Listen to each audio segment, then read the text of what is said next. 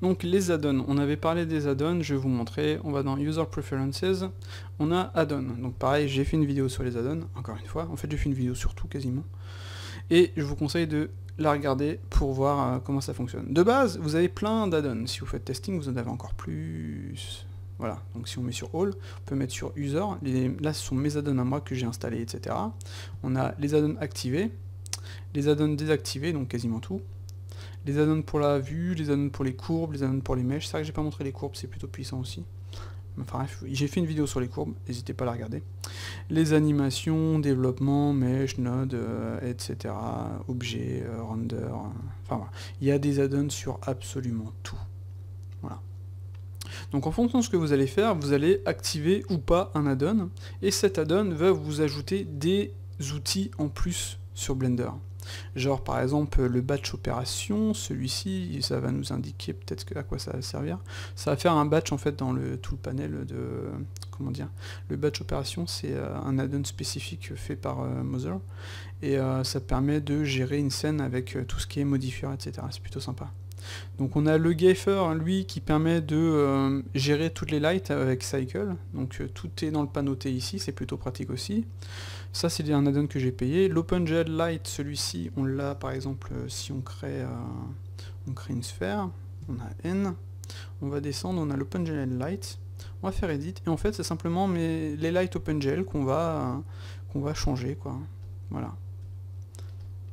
Silver, Blender défaut, Shader base, donc ça c'est celui que j'avais mis, voilà, on décoche, pouf, voilà. On peut créer ses propres presets, bien entendu, avec le plus, voilà, c'est plutôt sympa. Et donc ce genre d'add-on-ci, ça permet de gagner du temps, etc. Donc on a le Rotopology Tool que j'ai créé, donc là j'ai fait une vidéo aussi, donc là, qu'on va dans Rotopology, c'est ici, voilà.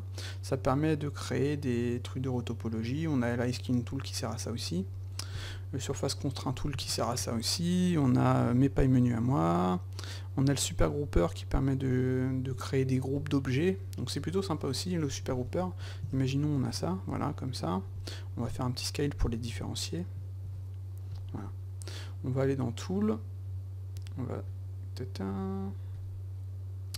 on a le Bull Tool qui est génial aussi, c'est dans Relationship plutôt le Super Grouper, voilà.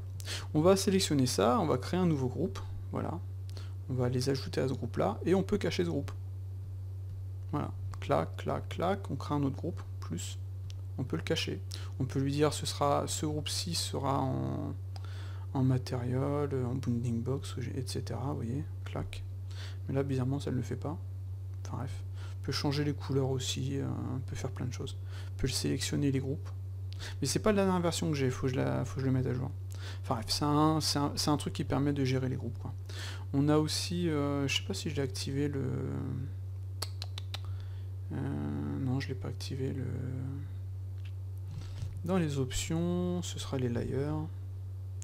Non, j'ai pas, je vais mettre All. Voilà. Layer Management, voilà. Donc maintenant, si je vais dans... Où est-ce que ça va être? Layer. Voilà, j'ai un système de layers un peu plus complet. Je vais rectifier mes groupes, peut-être même les supprimer, voilà, pouf. Si je vais dans layer, j'ai un système de layer plus complet. Donc là, je vais le mettre sur celui-ci. Donc, pouf. Et je peux cacher le premier, voilà. Voilà. Donc à vous de voir comment ça fonctionne.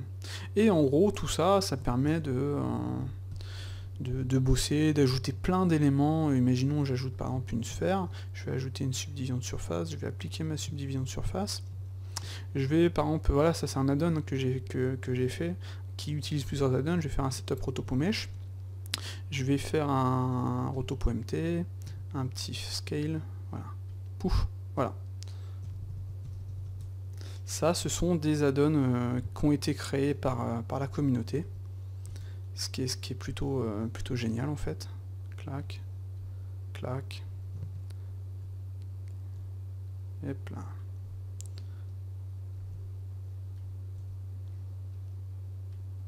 Ah, il veut pas me le faire sur celui-là. Ah, ça marche pas. Bref. Et c'est plutôt cool, quoi. Donc on peut vraiment faire ce qu'on veut, quoi. Donc là, je peux supprimer le miroir. Comme ça, clac.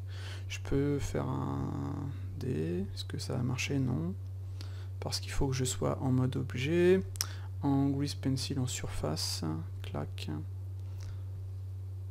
Là ça marche, je fais ça, je fais clac, add B surface, voilà. Je diminue les trucs.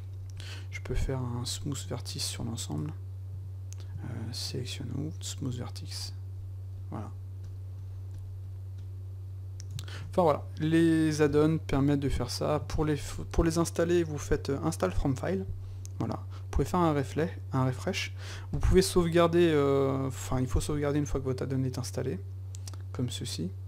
Et vous avez plein d'add-ons quoi.